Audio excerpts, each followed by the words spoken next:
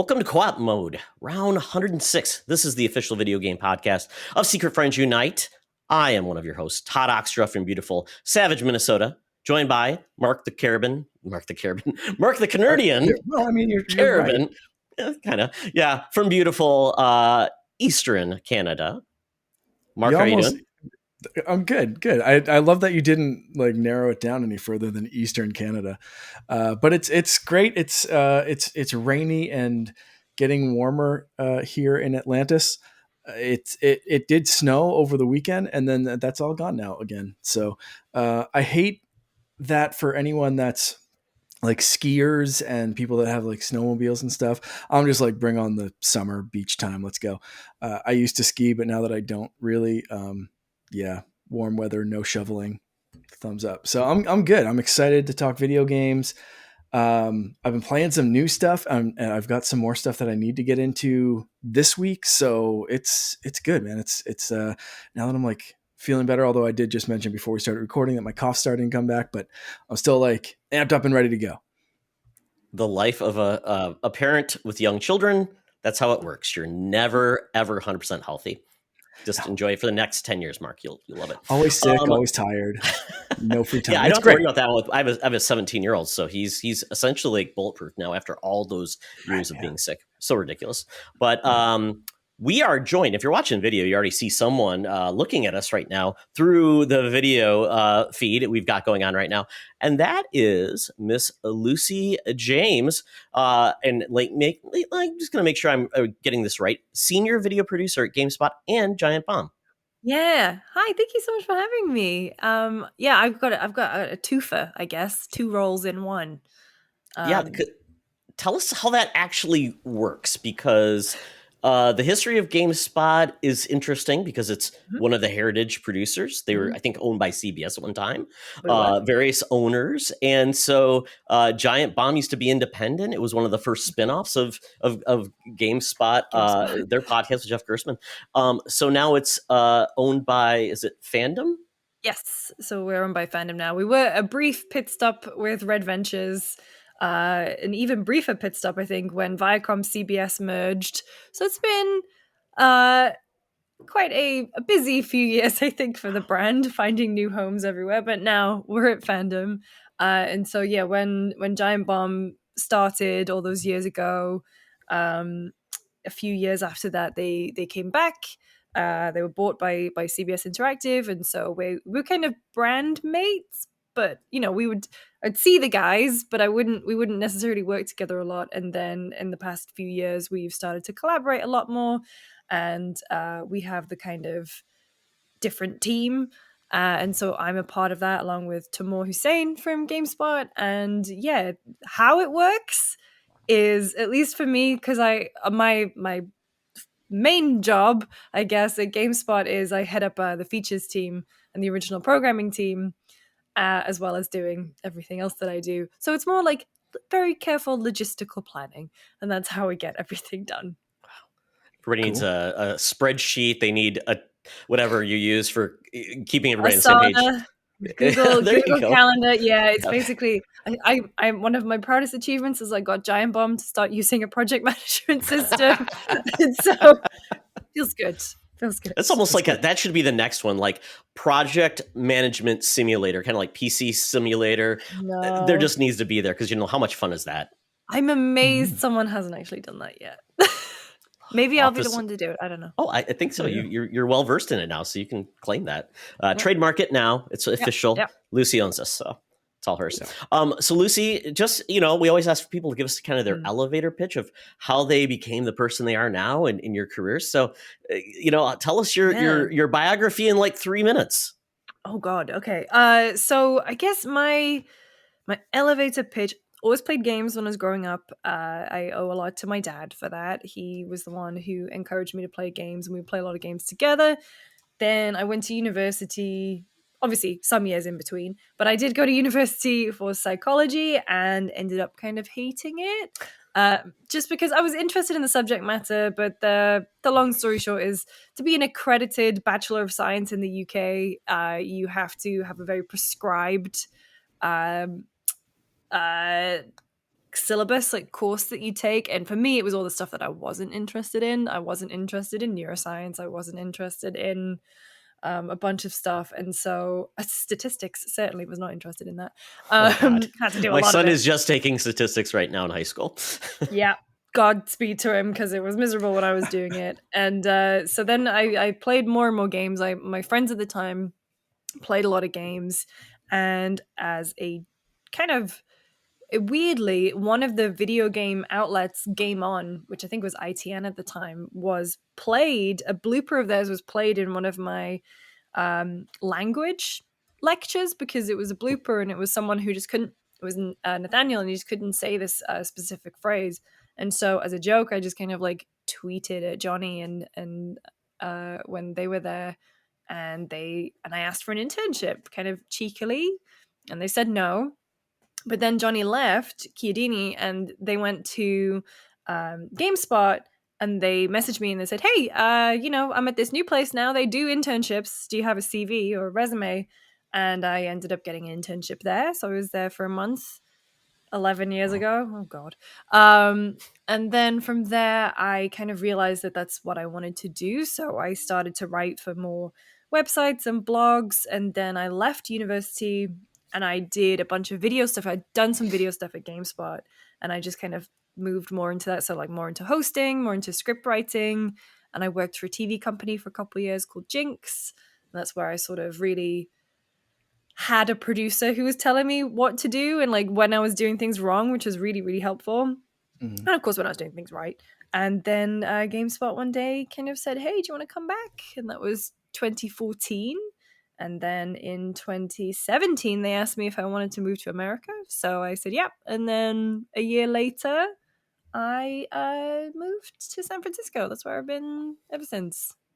And then, what was the biggest cultural shock for you moving you to the know, US? it's not a big shock. It's a sustained shock. Is that despite speaking the same language, there are still some things that even after 4.5 years here that are still very different. You know, for example, like if in the UK you said something's quite good, you actually mean it's not great, is it? But in the UK, in America, they're like quite good. Oh yeah, that's great. So it's just like slight differences in things like that. But other than that, I mean, I was quite lucky is that I've obviously been to America a lot for work, and I already had a friend group when I moved here. And so when I did come over, I was used to a lot of things already.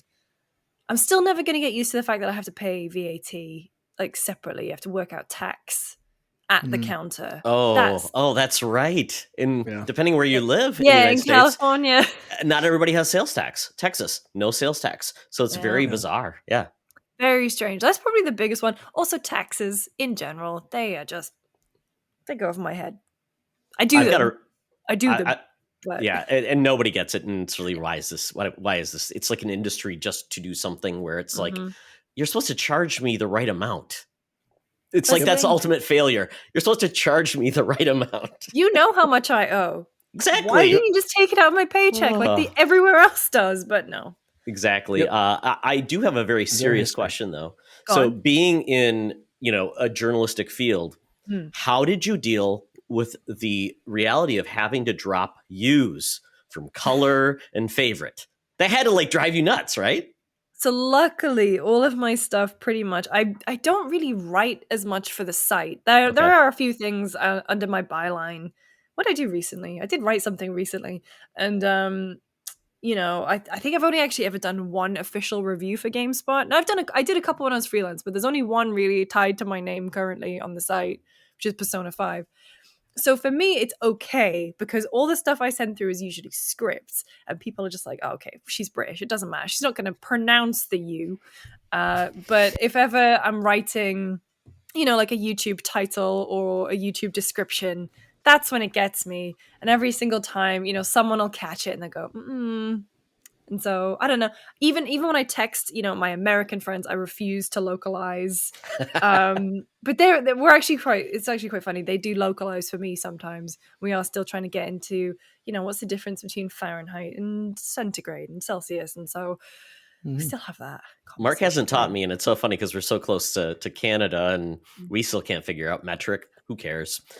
We just don't get it. And I throw U's into letters as well. Like that's a Canadian, like we haven't separated that much. And I get made fun of that in Discord all the time of like, the U doesn't belong in that. And I'm like, hey, autocorrecting, catch it. I'm Canadian, leave me alone.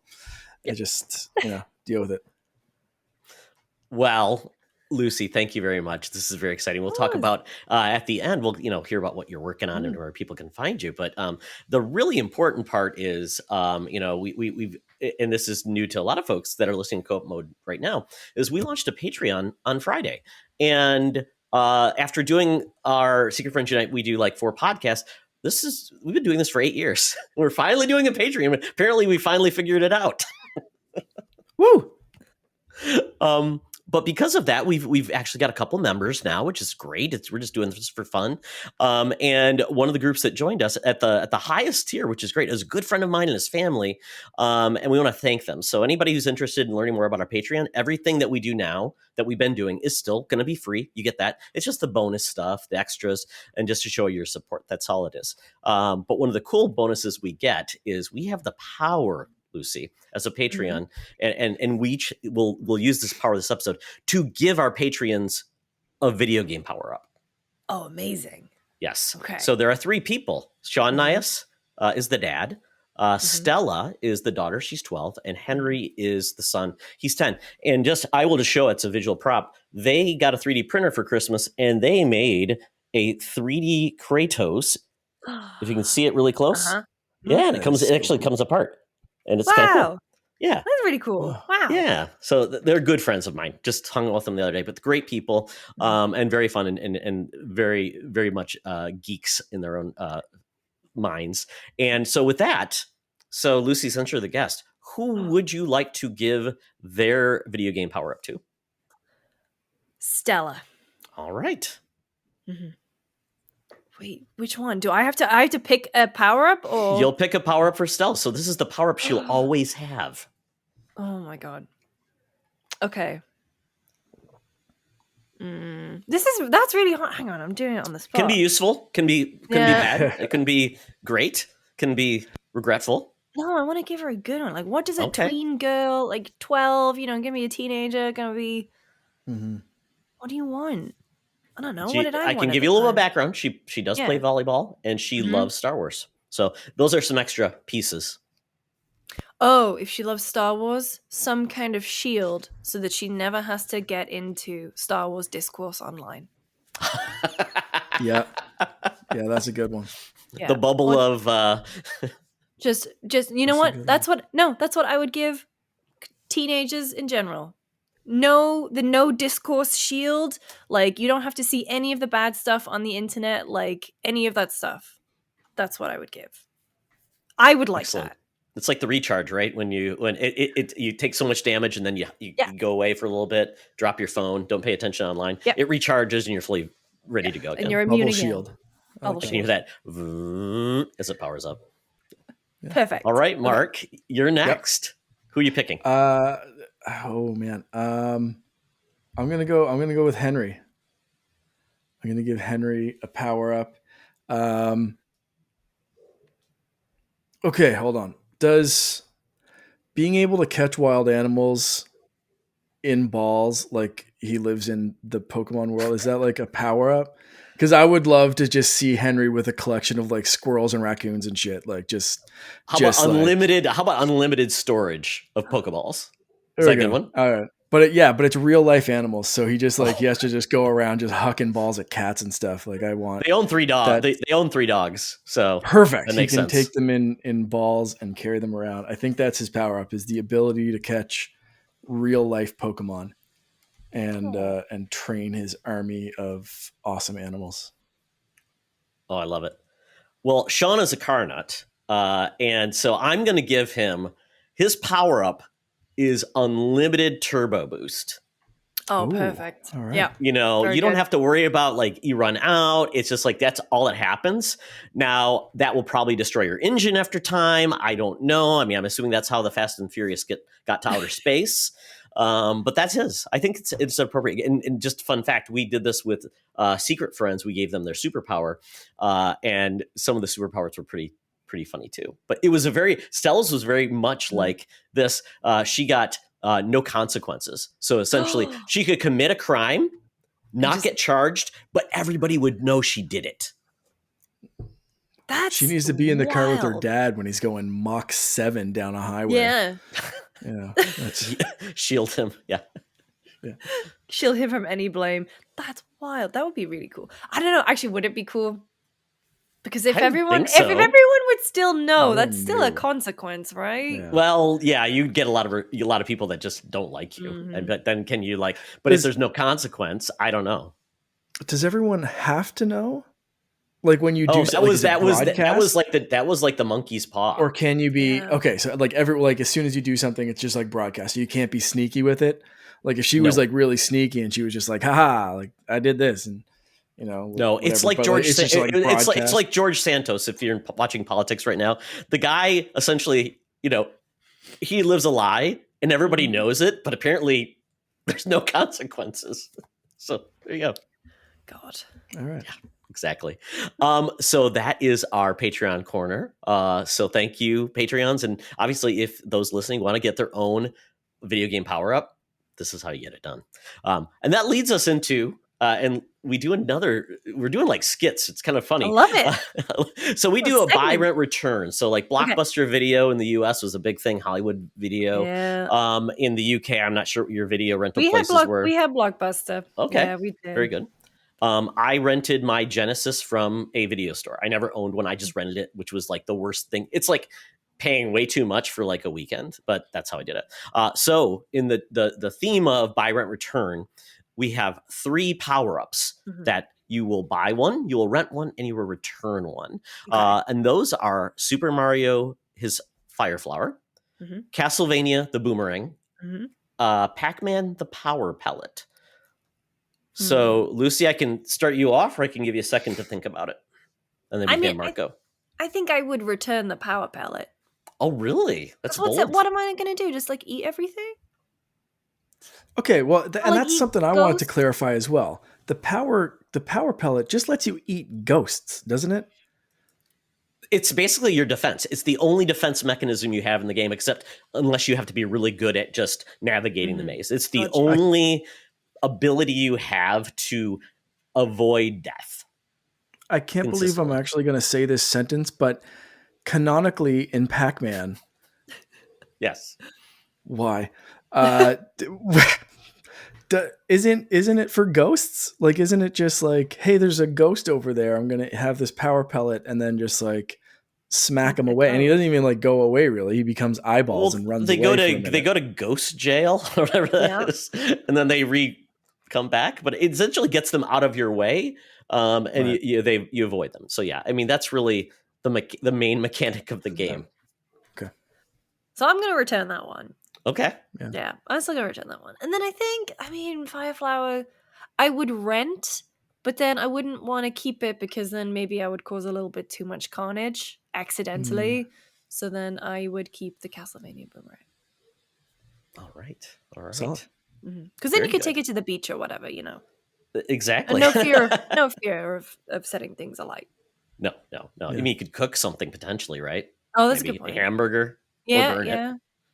I would never be at a loss for matches again. All right, Mark. Your choices. Oh, I'm leaning full into the chaos and the destruction. I'm going Fire Flower all the way. Sign me up. Let's go.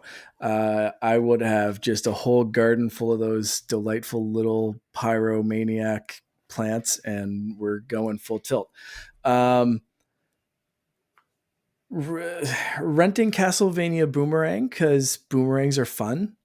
I had a Nerf boomerang when I was a kid, and boy, did I throw that and expected it to return every single time. But like there was kind of a knack to it to like try to get it to kind of come back to you. But then you have a boomerang flying at your face, and it's tough. Luckily, it was Nerf, so you could kind of catch it, or if you did like catch it in the face, you could just kind of recover pretty quick.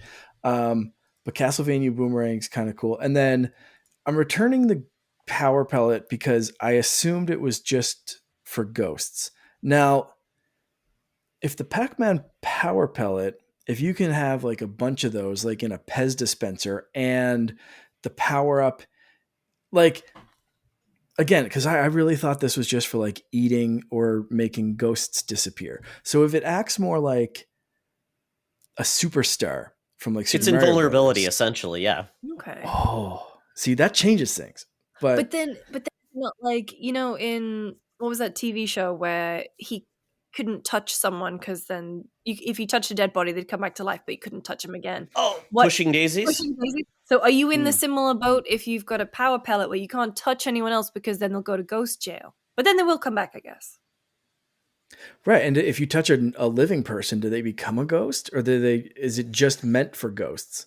I No, need a Pac-Man. So this is canon not you expert having this is not having you having that power ability. Like, I'm going to eat a power pellet and I'm going to eat. Oh, that's how I was taking this. Oh, I okay. 100% was like, I want these powers. No, this was just in the game format. I mean, this gets to be a philosophical issue in real life. It's like, because I just burned somebody with my fire flower by accident. No, I killed my wife and I got excited and boom. Because no, I would keep fire flower for sure. Sorry, Castlevania Boomerang. But no, power pellet's still good. I'm sticking with my answers. I don't. Okay. I think, okay. I think, it can work both ways, really. I mean, there's no rules to this game. I mean, no wrong answer. There's no wrong answer. Exactly. I want to keep this in the real world. Like for me, well, that's what I want. Might make me rethink my answer there. Cause I mean, eating something that allows me to eat others, like big people or animals or something like that easily. I don't know. That's a weird concept. Right. Wouldn't it be cool, like in real life, if like the power pellet was just invulnerability, just be like, hey, David Blaine, top this, and just jump off the Empire State Building, exactly, like, flashing and glowing. You just have to time just it land right. and just be like, haha, I'm okay. For my next trick, retirement. Like that'd just be great. Thank goodness you got that catchy tune though while it's happening, kind of like the star, so you know exactly when it's going to end out. Because if you don't realize when it will end, and to your point, Mark, you jump off a building and it ends. No, you pop them like Pez. It's okay. It's just there's only 4 per level, man. It's a limited resource. What's a level in real world? No, okay. What are your picks? Well, now you've both confused me. I'm like, I don't know what to do. It's my game. You changed it. Okay, I'll go with the original context. So with this, I was going to say Pac-Man Power Pellet. I'm buying because essentially without that, the game really doesn't have any structure then, because essentially it's just a runaway game. And there's no real defense offense. It's just all defense. This gives you a little bit of offense. So I think that really what makes that power pellet really, without that, the game doesn't really exist, doesn't work. So that's why I went that route.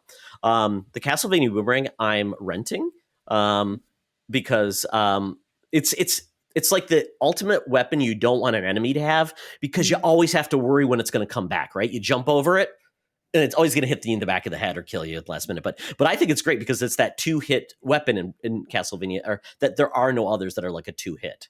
And I think if you catch it on the way back, you don't lose it. Like you don't lose your hearts associated with it. So it's kind of a cool mechanic that came with the time. And then I'm returning the Super Mario Fire Flower only because, as we know in Mario, and you can see my background, there's so many other cool power-ups that potentially are even better than Fire Flower. So you don't want to be held to just one. So that's why I'm returning it, because I can always get it again, but I want like the bee suit or the cloud or something else. Okay. If you say the cloud is better than the Fire Flower, I didn't say it. I just think it's fun, Mark. Don't judge me. We're gonna fight. Go.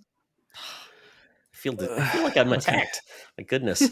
Well, we had a couple of folks from the Discord group that gave theirs. So Sean, he said buy the Pac-Man Power Pellet. Didn't give any rationality for it.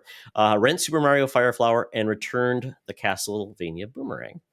I need clarification, Sean. I know you're going to listen to this, so I need clarification if that was in game or, as Lucy and I went, in real life. Because IRL. Yeah, I need to know these answers. We'll find out. And then Brendan Myers, the Winter Gamer, he says buy Fire Flower, Fireball because fire duh.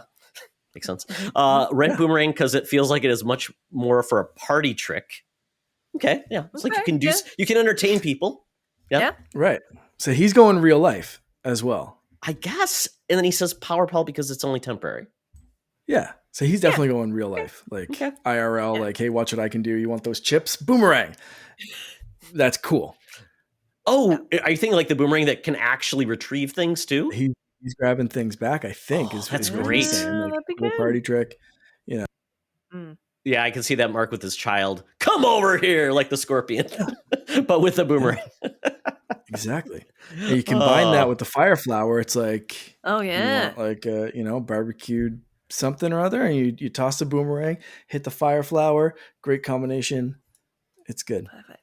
Very I'd never good. lose a Yeah. remote again. If I could just, Yeah. Exactly. that'd be Yeah. so good. Boomerangs. That'd be very good. Oh my Yeah. goodness. Well, that was a lot of fun. Can't wait to see what I pick next week. Mark, you're always welcome to come up with your own if you want, and then I can mock you for your choices. But, at this point, we'll talk about that more on the next episode. But we're getting into what we've been playing. This is actually a video game podcast, folks. And I think we've only talked about like the periphery at this point. So we'll actually talk about the games we've been playing. So Lucy, you're, do you review a lot of games these days? It sounds like you don't. No, I don't. And I'm honestly very glad for that. I mean, I talk about them a lot on podcasts. So Gamespot After Dark, Bombcast, and Friends Per Second. But like, I don't sit down, play something back to front, then write a review and do all that. The last time I did that was Persona 5. And the reason, the reason being is because I'm a huge Persona fan.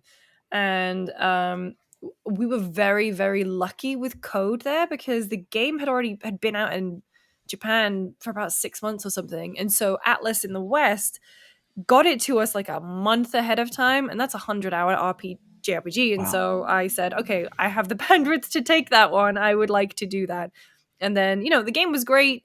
People liked my review. And I didn't get much heat from it. So it's not like I'm afraid of doing it. It's just, I don't have enough hours in the day to do it because a lot goes into doing a review for a game. But also I just kind of like the part where I just talk about games and just, chat about it with people who have been reviewing because, Jordan Ramey at work reviews a lot. So does Tam, Ralph Skillup and Jake Baldino and The Completionist. They also all review stuff. And I'm just like, I'm just going to talk about games. You guys can get into the nitty gritty. It's fine. I always take notes and stuff when I'm playing, but I don't do like proper reviews. I don't give scores. It makes it a lot easier when you give scores. Scores are so nebulous. We tried to do scores. Like I tried to get my like Excel spreadsheet and what did I give it? And I'm like, and I had to create actually a review guide. We used to do the chicken nuggets guide where Mark said we should talk about. I started rating like things based on 6-piece chicken nuggets. How many chicken nuggets would I give this game? Yep. And Todd's having like his Excel spreadsheets, and I'm just like, my gut's telling me 4 out of 6 chicken nuggets. That was it. Oh, I think we were thinking even like we were gonna do sauces. Like this is a hot mustard. This is barbecue. Barbecue. But it's like nobody can agree on what sauces they like though. I tried like a habanero sauce last time I had chicken nuggets. It was okay. Oh, okay. Yeah. Nothing says spicy like McDonald's spicy. That was weird. It was different. Well, with that, Lucy, what have you been playing? So I've been playing a couple things. I actually, annoyingly, was meant to go to LA for the Persona 3 and 4 launch party, and then I got really sick. So, the cold's going around, and just because I wasn't sure if it was COVID, but also I don't want to go to an event and give people a cold. So I stayed home, and I ended up playing The Case of the Golden Idol on my Steam Deck, which is a point-and-click adventure game. If you've played Curse of the Obra Dinn, it's quite similar. Oh, yeah. So basically what you are presented with is you're presented with a scene and you go through and you click on various things in the scene and you try it, and there'll be a letter and you'll have in the letter there's all the words and you can click on some of the words and it goes down to the bottom of the screen. And then what you do is that's when you're investigating, and then when you're thinking, there's 2 kinds of phases. You basically you'll get presented with a paragraph of what happened, but the key words and phrases will be blanked out. And then the words that you've taken from the environment themselves, you slot in and then you solve the case. And it's an overarching story about a mysterious golden idol that a cult really wants and is involved in. And there's a trail of murder that follows in its wake. And so it's really, really good. It starts off quite straightforward, and then it gets really complicated because there's one level where you're at a dinner party and one person got murdered, but everyone has a motive, and you basically solve a murder case. And so it's great. I'm really enjoying it. It works well on Steam Deck. A lot of it can be touchscreen. I think it just needs a couple more tweaks to make it a little bit better on Steam Deck. But as someone who was sick in bed, I really enjoyed it. It's great. Nice. I was looking at the art style. It looks like one of those old school like King's Quest, but it has a little bit of a different tweak to the art style. Yes, and it's quite grim, but I mean that as a compliment. Kind of a little grotesque. Some of the later levels can be like ugly, but I mean that as a compliment, just like very grim to look at. Nice. But no, it's a lot of fun. Is that only on PC currently? I believe it's only on PC right now. I hope it's coming to something else. I think it would genuinely work really well as a mobile game, or on an iPad, or even Switch. And I think as well it could probably come to console. If the thing is like Disco Elysium made the jump, so I just think anything can make the jump because they managed to make that one work. So no, I think it would be great. Nice. Damn the text size, right? Yes. even zoomed in. I loved it. I loved Disco Elysium, but even when at its max, that text size was quite small. Very, very cool. And it looks like you've been playing another game, which is apparently, if you've gone on Twitter today, the conversation. I'm getting this game from GameFly. It's coming the next couple of days. I played the demo, so I kind of have some opinions already. So for someone like me who's played the demo, does the game, and this is Forspoken, I've spoiled it for Lucy, but does the demo, is it improved from the demo, or is the demo exactly what the game is meant to be? So I didn't play the demo, so I'm not sure do you know which part of the game it was? It starts pretty much where you've got your abilities. It doesn't give you any of like how you got there. You've got essentially a couple of different abilities. So maybe it's not that too far. Like it cuts out like maybe the intro and things like that, but you've got a couple abilities, and that's kind of where I'm at. You get some abilities pretty early on. Actually, you get a bunch very early on at the very beginning. Yeah, I'm in two minds about it. I think some of it is very inoffensive, and I could just switch my brain off and enjoy it. Like but I think some of the stuff is very clunky. There's been a lot of discourse about the dialogue in the game today. It's been quite, just a very intense day on Twitter for that kind of stuff. Some of it I think is genuinely just straight up bad. Not even in the clips that have been shared around today. I think some of it is bad, and I think part of it is down to the unnatural way some of the characters are written.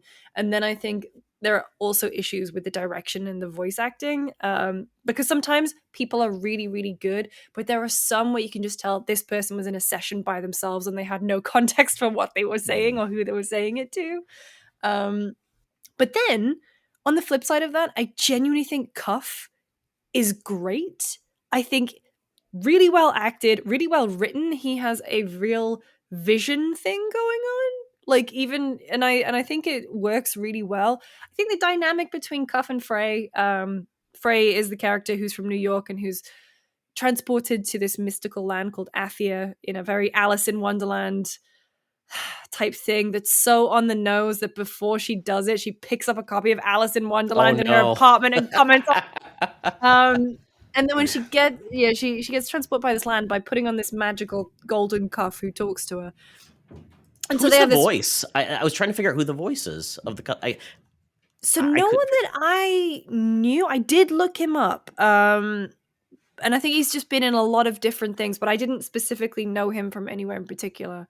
But I think he's great.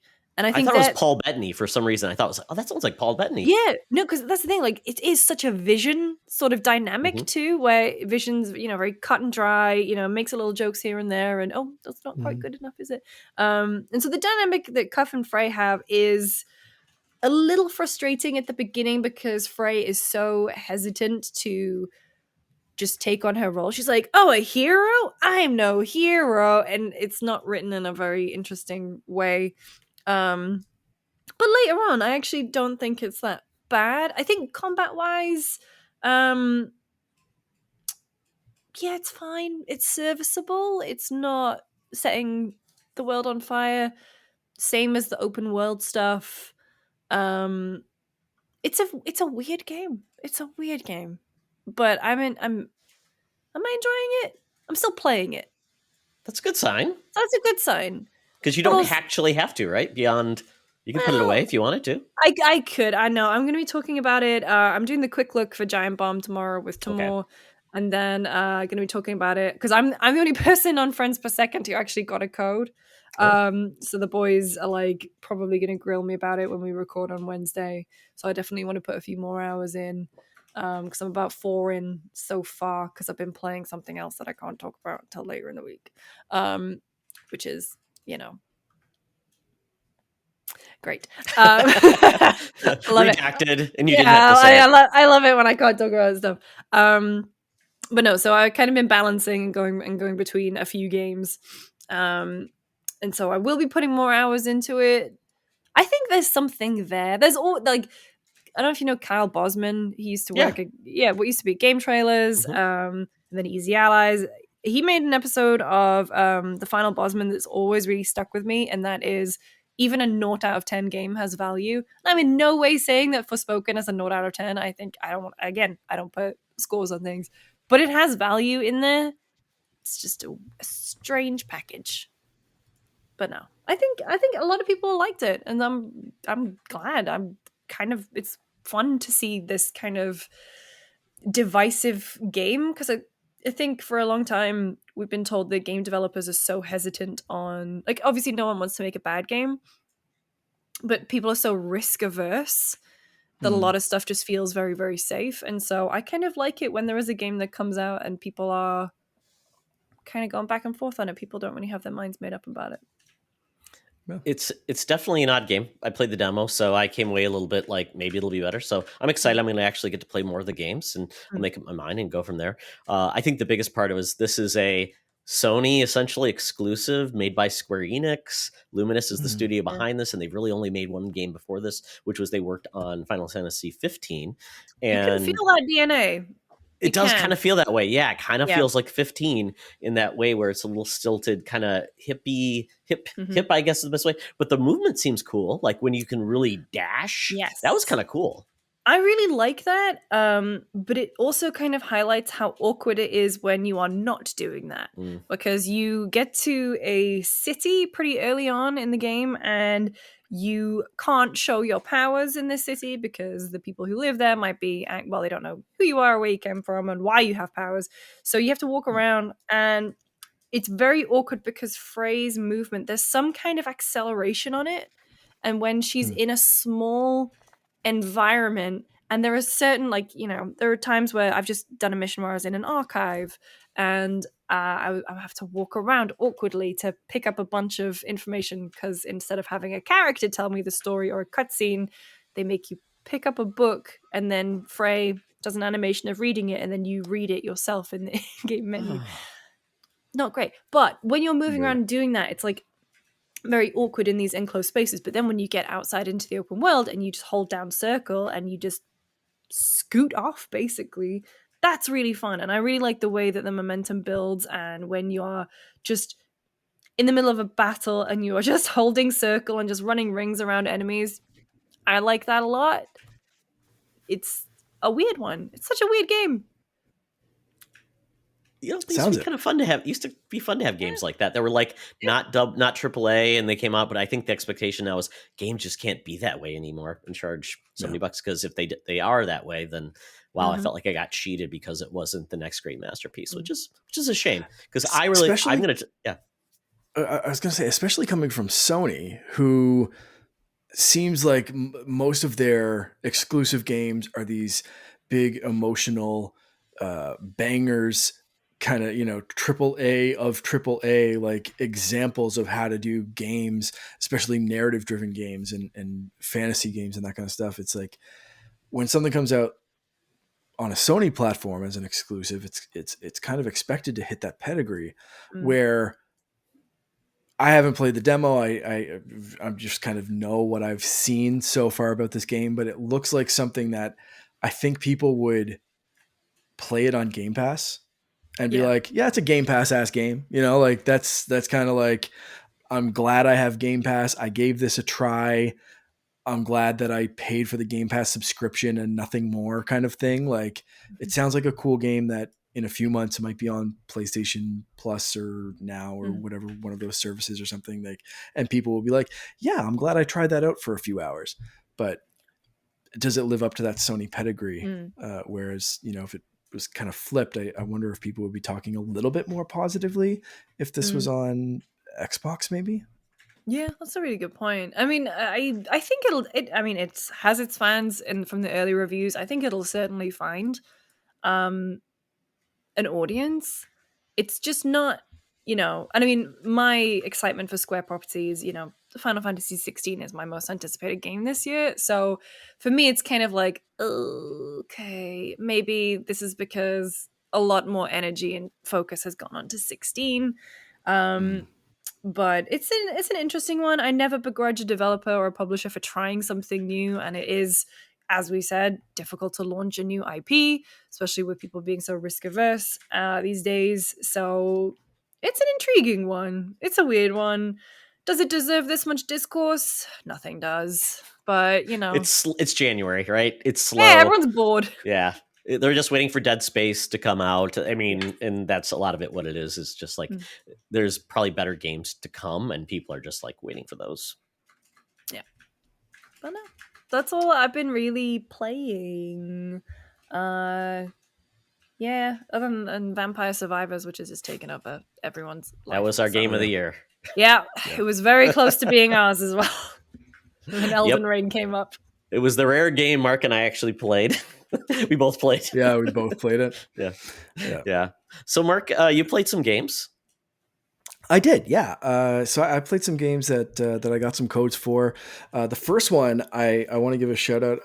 I saw this developer because I started following a bunch of VR accounts and developers and different things on Twitter as I'm getting more and more into VR and what that offers. And I saw this one come out, Phaser Lock. They have a new game, just came out on Quest. Quest 2 is where I've been playing it. It's called Primal Hunt, and it's kind of like it appealed to me just based on like this kind of cartoony, over the top looking dinosaurs that are very like exaggerated features and stuff, but also kind of gave like a Turok vibe. So it's like, I think I could hunt dinosaurs in VR. Like, I think that could be a thing. And they were looking for like VR influencers, and I was like, I'm sure as hell not a VR influencer, but I have a show that I can talk about this on. Like, do you guys have any more codes or anything? Like, I'd love to give it a shot.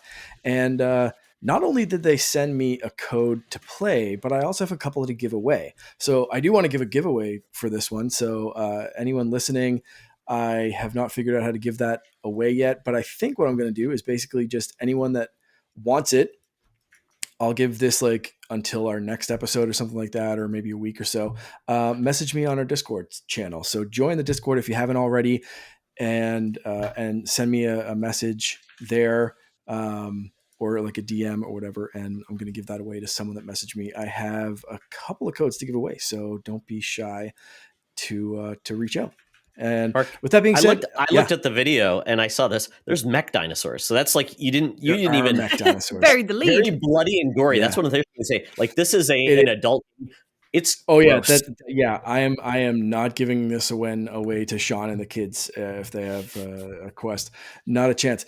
So that's what I was gonna say. Like, I am surprised by how like gruesome I guess this game is. Like, every time, like, and I guess I should have expected that because it's like a hunting game, right? Like you shoot these animals with a bow and arrow, but they get like covered in blood, and it's not like realistic, but it's still kind of like jarring as someone that like doesn't hunt or like kill stuff normally, aside from like in video games, and that's usually, I don't know, like comical, like, digital kind of stuff. This is like, they're like legit dead in front of you and like bleeding and stuff, and you gotta like cut open their corpse and get organs to harvest and stuff. It's like was very jarring. Mm. And but I do like it. You play as this. You're basically suspended in a suspended animation chamber, and your consciousness is transported to a robot. So you have like these cool like shields and like map upgrades, and you can see your whole robot arms and stuff, which I thought was really cool.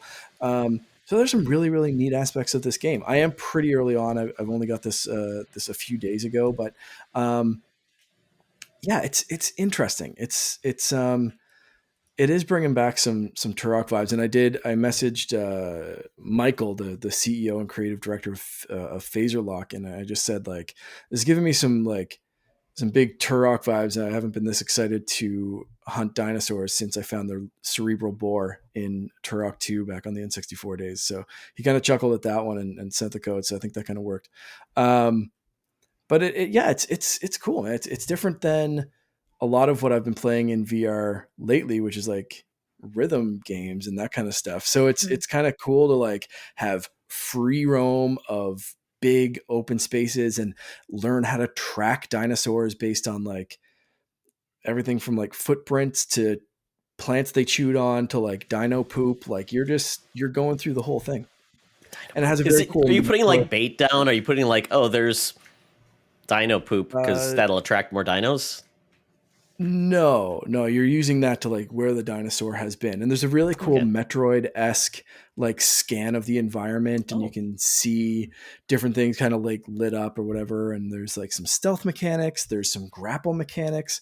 There's a lot to this game. There's a lot more than I kind of expected. I don't know exactly what I was expecting, but yeah, giving some like Horizon, like you're taking on big kind of things slowly. There's different traps, so you can set one out that like freezes or electrocutes or like string traps, like different things like that. So it's neat. I'm going to be putting some more time into it this week, but I wanted to talk about that. And if anyone else wants to like try it with me, again, reach out in Discord.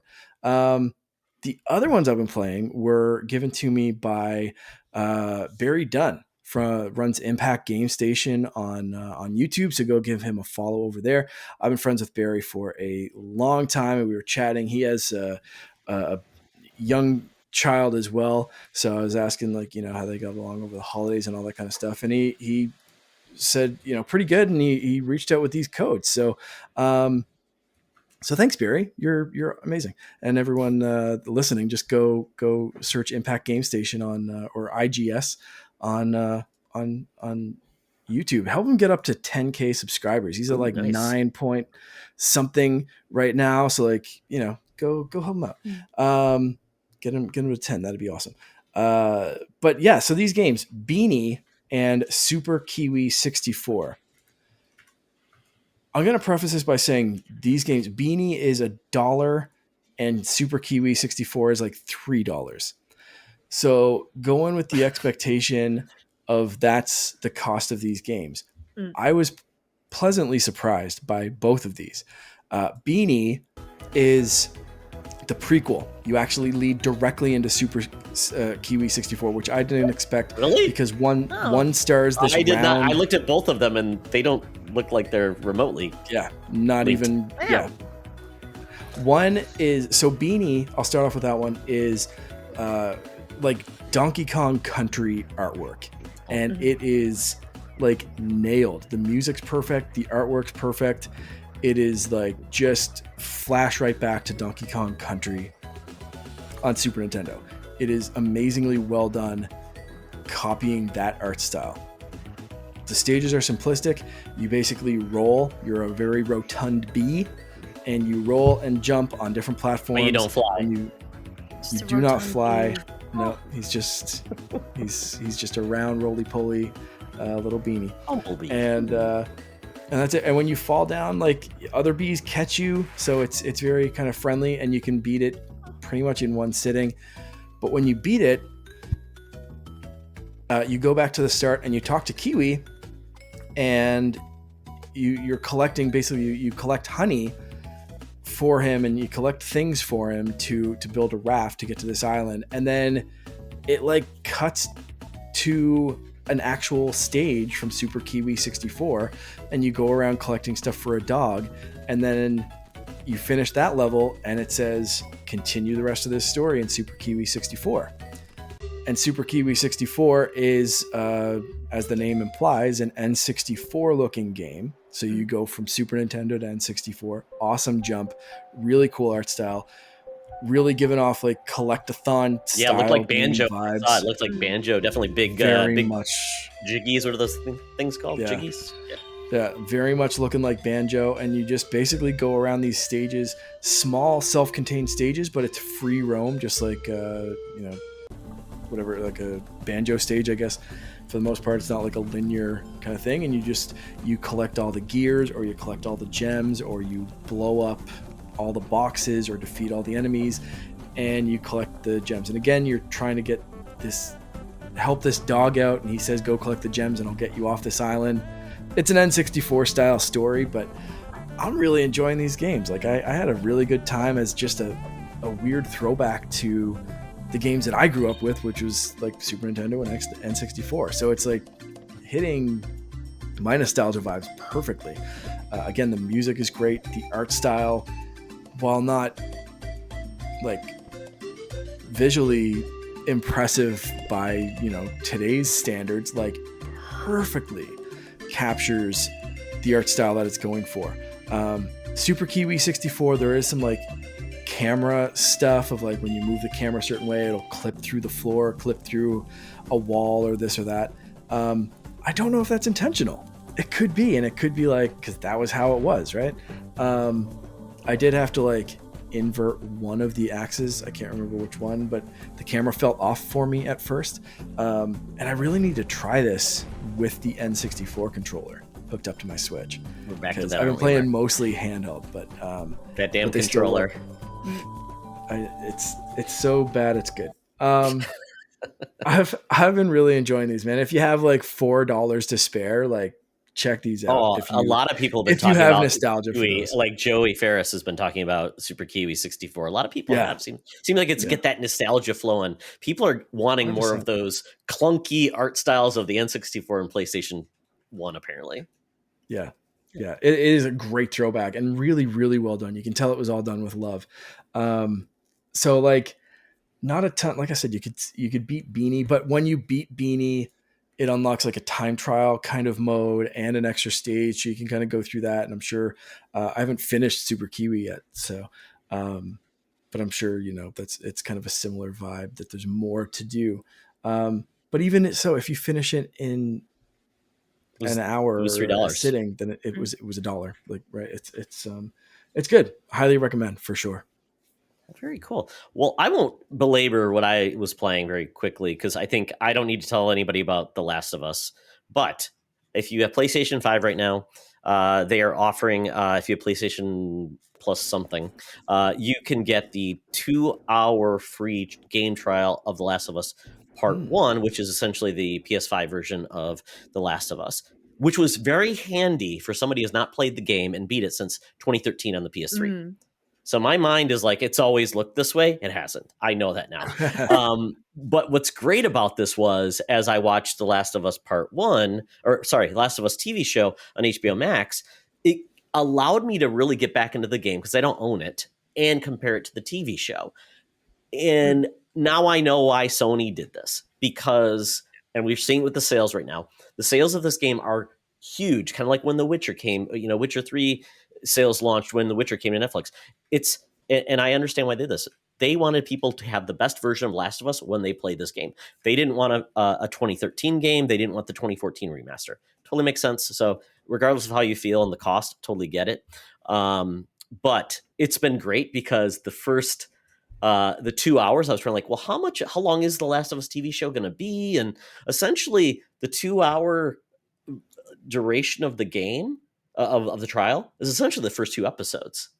Oh, okay. So I don't know if that means that the pacing of and I think that's what it's going to be. It's going to be the first season is the full game. So if that's true, 10, 15 hours, which is how apparently I did, how long does it take to beat? That might be a good pacing of how it's going to be. So I really appreciate it. And everybody's talking about The Last of Us, and kudos to them for doing something that's really well done. And the things that they're doing in the TV show are really additive and nice. Yeah. which I've really appreciated.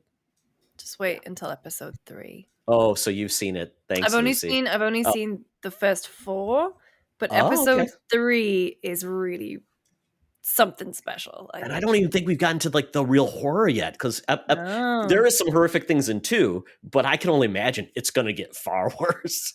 I hope so. I think Oh, it's good. just they've just done such a great job with it, and they've all Yeah. those videos going around about how they use the same sound sort Yeah. of design when they were doing the clickers, and it's just so I'd be really interested to see, if you haven't played the game and have no knowledge of it, what you make of it, because obviously in the circles that I run in, and I assume both of you Mhm. run in, everyone knows The Well, Last of Us. we have the test subject, and that's our co-host. Mark does a Star Wars podcast with the same co-host that I do a geek podcast with. He's not a video game guy. He's not. He does the Lego games, and that's it. And so he is all in on the show. He loves it. He loved Perfect. the Walking Dead. I think that's part of why Okay. it was, and he likes those type of things. And he says it's so good, it's almost makes him want to play the game. Almost. So close. At a minimum, though, that's I told really him I would not judge him if he just watched the cutscenes. Yeah, no, I think that's totally fair. Watch a 'Cause I good Let's think- Play. Yeah. Yeah, exactly. Yeah. Or I think there's probably like a super story mode or something, like where essentially you take no damage and you just get to enjoy it, and with a little bit of gameplay. So, but that's the test subject, and he loved it. Yeah. So, and I'm hearing from other people, like I watched this or listened to this radio show that's local here, and it's all about pop culture and things. And these people are in it, but they're really loving it. So that's like to the barometer of like, yep, it's hitting. Awesome. Yeah, I love it. But lastly, getting to the whole point, I think a lot of this theme of the show has been with the games has been sometimes not every game has to be a AAA game. And that is true with the game I am absolutely loving, and that's Evil West. This is the most 360 bullet storm. I'll bring up an old classic from the PS2 era, Dark Watch, which was a vampire first-person shooter in the Old West. So if you're curious about that game, go look it up. I think it was on the original Xbox as well.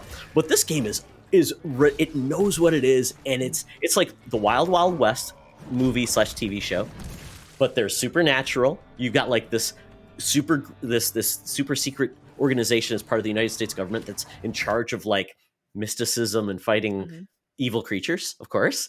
And it's fantastic, but it's a melee. It's primarily a melee type game with some weaponry, and it's got a skill tree. The cinematics are pretty well done, and it's a really pretty game, and it's just a lot of fun. It's adult. There's gross stuff that happens, but I like the fact that you end up in like almost like these little arenas. And the type of enemies you face, you have to really change up your skill set and how you manage them. And it's a lot of fun. I'm just enjoying it. I had the same thing with this game Fist, which is the worst name of a game, but I love that game. It was a phenomenal Metroidvania I never heard of before. It got into my top 5 last year. And this feels the same way. It's just a game I love, and it's just making me come back to it. And I put other games away. I put Gotham Knight away so I can play more of this. And I'm a big comic book fan. So I don't want to say too much more, but I'm just really loving it. And it's just really fun. The mechanics and the story, it all works really well, but it definitely feels like a sci-fi movie type of show. So it does it got the assignment, and it nailed it at the cost of what it is. And I don't know what these folks have done before, but I would love to see them do more things. It feels like the team that would be doing like the spin-off Gears games. People Can Fly? Exactly, like Bulletstorm. They did that game too, I think, right? They did, yeah. Yeah, so it feels like this is like their like Spawn, like they had a baby, and this is their who fault. they made. Exactly. So kudos, because I'm really enjoying this game. So I highly love Evil West. And this game is apparently it's getting like kind of more of like a cult status. Yes. Like people are really liking it. And the game hasn't gone down in price, which is a good thing, because we want them to make money and make a sequel potentially. But yeah, so that's what I've been playing. So so I know Lucy, I know you got a heart out eventually. So but we want to hit on a couple of things. So hopefully you got a little more time. Yeah, I do. All right. So Mark has put in a good news segment. And you know what? We like good news in this world of craziness and horribleness. So I will just say Thunderful Games, Imogen Forum, they had their little mini direct, but it was recorded and it was wonderful. And they made an announcement today, Mark. And what was that announcement? So the announcement was the next game in the SteamWorld series, which is SteamWorld Build, which is like a town builder. Looks like some, again, digging mechanics like SteamWorld Dig. I love the SteamWorld series, especially the two Dig games, but Heist and Quest are great as well. But that's good news in and of itself, and it's great. So go watch the trailer and the video and all that kind of stuff. And there's a demo on PC. And there is a demo on Steam and Epic, I believe, both stores. So if you want to try that out, there's a free demo to try out right now. That was great. That was really, really good. But I also tweeted at both Brian, who's the CEO of Thunderful, and SteamWorld Games, and I just said, this looks awesome. Hey Brian, what do we do to what can we do to get an NPC named in memory of Bobby Pauls, the Nintendo guru, who was like the biggest SteamWorld fan ever. Like back in the day when we both first started podcasting and doing videos and all that kind of stuff, like Bobby introduced me to these guys. And like we both got in contact with Zoink. I think my podcast, like the Warp Whistle, was the first podcast ever to interview Klaus from Zoink Games. And like it's funny how those two companies kind of merged, and like Klaus has gone off doing his own new thing now, which is exciting. But anyway, so as anyone that regularly listens to the show knows, Bobby passed away a couple of years ago, and was just the biggest fan. Like drove out of his way like a couple of hours to go meet Brian one day. I actually ended up calling Brian when Bobby passed away and had a chat and kind of told him I broke the news to him, which was a rough conversation to have with a few people that I called. But yeah, so it was. I just, when I watched that trailer, it was like one of those big like hits of like, man, Bobby would love this. He liked Animal Crossing so much, town building, the SteamWorld stuff, the lore of SteamWorld. And I got a response back like very, very quickly from a CEO that just announced a new game, which I was just flabbergasted by. But Brian got back to me right away and said, "You're right. Such a SteamWorld fan and authority on the lore. Thanks for reminding me. I'll look into that ASAP." So while not a guarantee, my fingers are going to be permanently crossed for a little Bobby Guru cameo in this game of some sort, of any kind of little call out kind of thing. So yeah, if you want to get like more eyes on it, go like retweet or comment or just thank Brian for getting back to me. That was kind of my good news, good feel for the day. Just like, reminding people of stuff Bobby loved and kind of thinking about him for a bit. So there we go.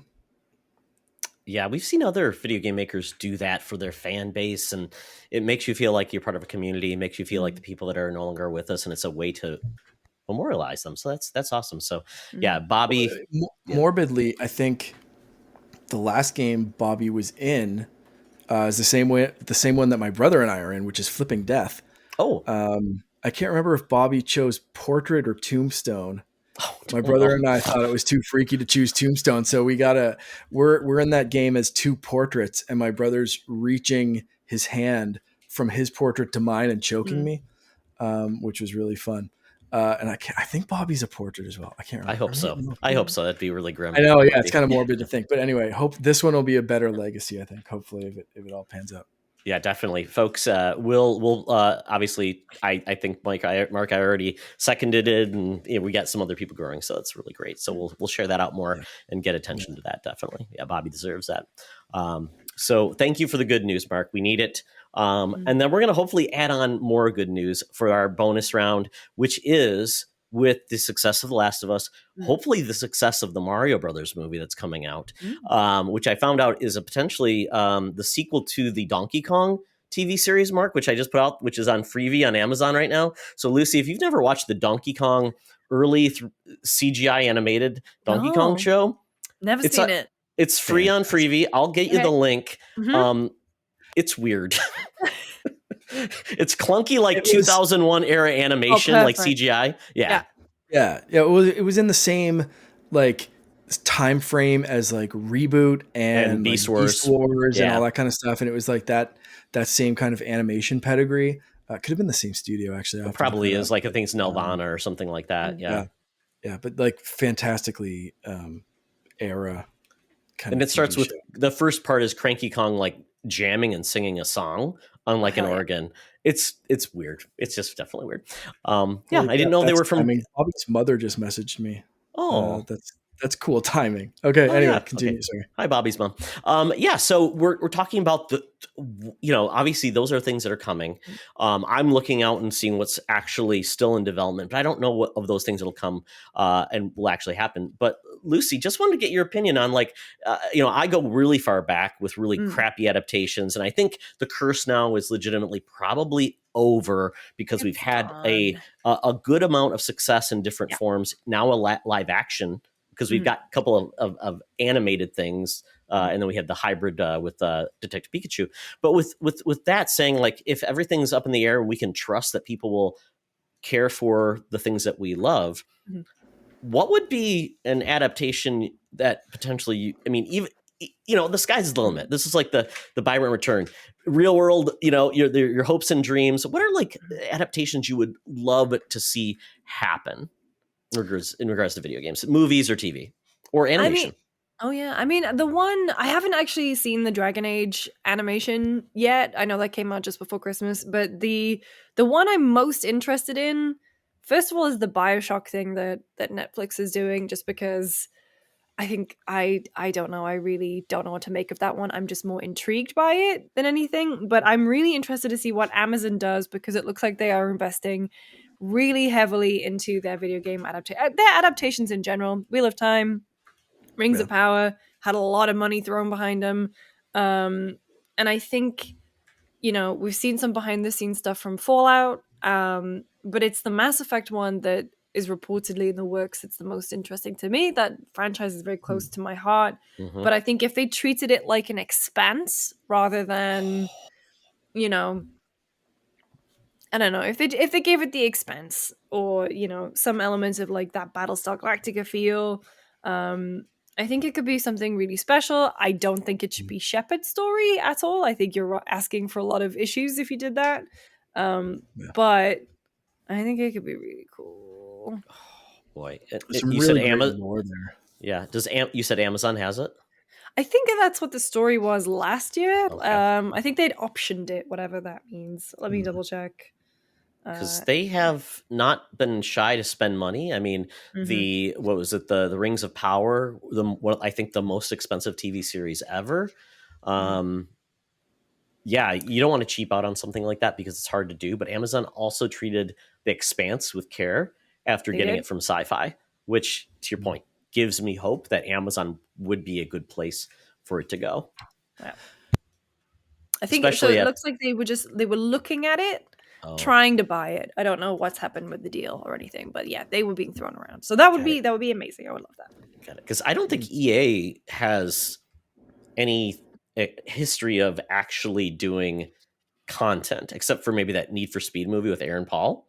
I was gonna say Need for Speed. There has been a Dragon Age. I mean, there was the animated series, but they also had like a Machinima fan series for a while around the release of Dragon Age 2.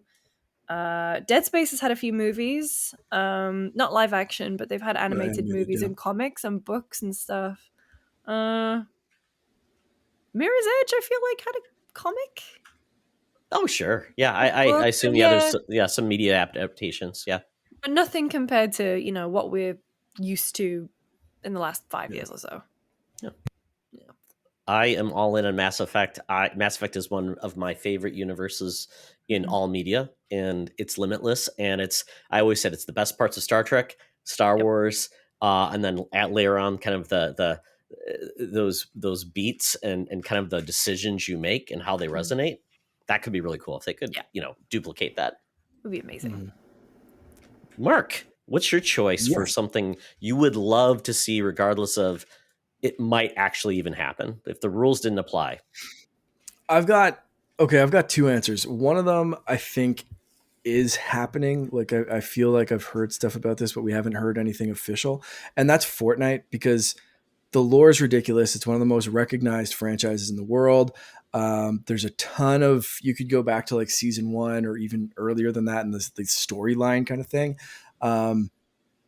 Let alone like what they've done in the comics and taking in Marvel and DC characters. But like, there's just so much about like the island, the Seven, the groups that are battling, all that kind of stuff. Like, I think the lore in Fortnite's really, really cool that you could go with recognizable characters from the game and just make $1 billion pretty easily. Do they make it like I'd free? like to see- when you tell me that, I'm thinking Free Guy in my mind, like that Ryan Reynolds movie where he's an NPC.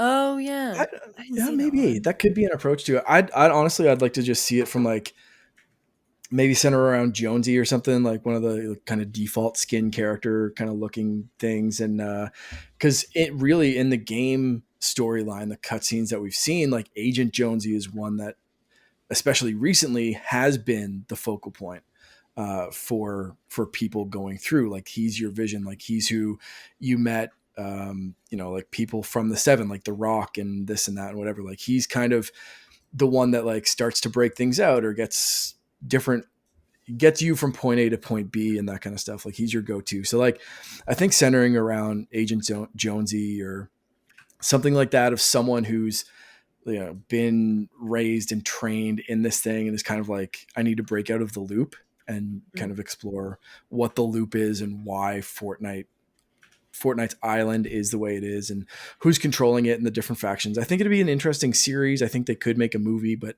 I'd like to see it kind of expand it more, because even if you look up like Fortnite, the story so far on YouTube, you're getting like hours worth of just some dude sitting there in front of some Fortnite clips explaining what the hell is happening. So I think it'd make an interesting series, to be honest. So they're not going to do a like Ready Player One version where it's like all the properties that have been Fortnite will just show up like Space Jam. I'd love to see that, honestly. Like, that'd be really cool. And they've done like some stuff like that in the comics, but yeah, I would really very much like to see everyone and anyone showing up. It'd be amazing. Actually, speaking of Dead Space, we mentioned it a few times this show, and there's a Dead Space skin in Fortnite that dropped literally before we just started, and looks really, really, really, really good. But that's the easy answer. I wanted to come up with something different, so I want to see Rocket League. I want to see Fast and the Furious mixed with Mad Max mixed with Rudy. I mean, that like this, like, like the Mighty Ducks, like one of those underdog sports stories that's just like, we can do it.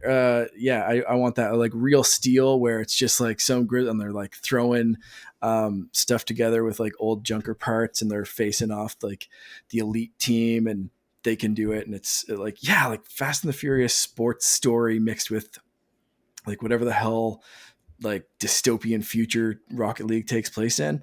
I think you could have some fun with that. You get like the right director and like a good writer that can really kind of distill that down. And I mean, you can write any story you want to with Rocket League because it's Rocket League, right? Like, but like putting a story behind that, I think it'd be really cool. I've got your director, Mark. It's Wachowski's redoing Speed Racer. Done. All right. I don't know how people feel out there, but the movie was just crazy looking. It's like, it's the movie you show on your new 4K TV. Yeah. It's just crazy. Yeah. Christina Ricci and a monkey in a car. Why not? Chim chim. Mercy. Yeah. Yeah. That was a weird one that I thought of. So I like it. You're lucky I didn't say Wave Race. Just a guy in his wave race with his pet dolphin. His pet dolphin just taking on the world. Which I also want. So Nintendo, let's make it happen. Wave Race. Do it. The movie. It always comes back to Wave Race, Lucy. You know what? Wave Race the movie will come out before the next game. True. Yeah. Because Nintendo loves to break my heart and not give me what I want. Yeah, it was funny because I think Khalif Adams was on a podcast and was saying something was going to happen. He's like, what will happen first, reparations or this? And they said reparations. I'm like, oh, wow. Went there, but he made a point. He had a good point. Yeah. I think it was Beyond Good and Evil too. Was the other one. Yeah. A game that still allegedly exists. Sure it does. I believe that. I think I'm working on it. Yeah. Aren't you guys? We're all Oh supposed yeah, to be because working on this game, right? everyone's my working on it. spare Everyone's time. submitting Yeah. things for it, or at least that's what I've been they- working in Microsoft Paint. My assets are coming through. They'll be, they're coming Send your them through way. to Yeah, they're Joseph coming your. Gordon-Levitt. Oh Is he yeah. still doing that? That was him, Uh, right? well, I think Yves Guillemot took it over. I think it's Oh, all artwork is going directly to Yves. That's what he has to Eve at prove every one of them. Ubisoft.com. Yeah, Yeah. I'm sure I pronounced Insane. that right. Yeah, yeah. Well, I will finish it up, and mine is pretty simple, and I think it could work. And that is Onimusha. I have Mhm. brought up Onimusha before. It's a series I love. Resident Evil is having such a resurgence, and Onimusha was kind of like a companion series, similar to like Dino Crisis, but on the PlayStation 2 was Onimusha. And I love that series. It was so good. I mean, we talk about the supernatural with samurai, and then it weirdly went to the future or the modern times, which was very weird. And it had the one guy, not Luke Besson, the French guy that was in The Professional. Oh, Oh, I can see his face. Gerard Depardieu. No, but close. He was also in, I think, the first Mission Impossible movie. Beard. Oh. Yeah, I don't remember his French man with a beard. name. French man with beard. Yeah, look him up, folks. He's there. But the fact is, they used his likeness, which is so weird. It's like, oh, we're going to use you and your model. So yeah. Weird. But yeah, that I think that could really, really well in like something in feudal Japan, Yep. dealing with the supernatural works really well, but have a reverence to it, not goofy or cheeky or something like that. But I think that could be a lot of fun because we don't have a lot of great, except for maybe like Squid Games and maybe Last Train to Busan. We don't get a lot of like Asian prestige things. That's in broad TV. That's a genre show. So I think it's time, and this could go really well. And Capcom's really doing super well. So I would love to see it, and I'd even take an animated series, to be honest. But I think that could be really cool. Yeah. Is that Jean Reno? There you go. Ah, there we go. Jean Reno. It's part of your French Canadian there, Mark, right? I think he's Moroccan. He's full French. Oh, he's Moroccan? I did not know this. No. Guess we're going to learn. Look it up, folks. We're not going to tell you if it's true or not. But that is it for the episode. We went a little longer. So, Lucy, we appreciate you coming along for the ride. Thank you for Our having goofiness, me. our stupidness. We appreciate it. Whether some things are real in real life or not, your power-ups, all those things, you decide. Yeah. The power is within you.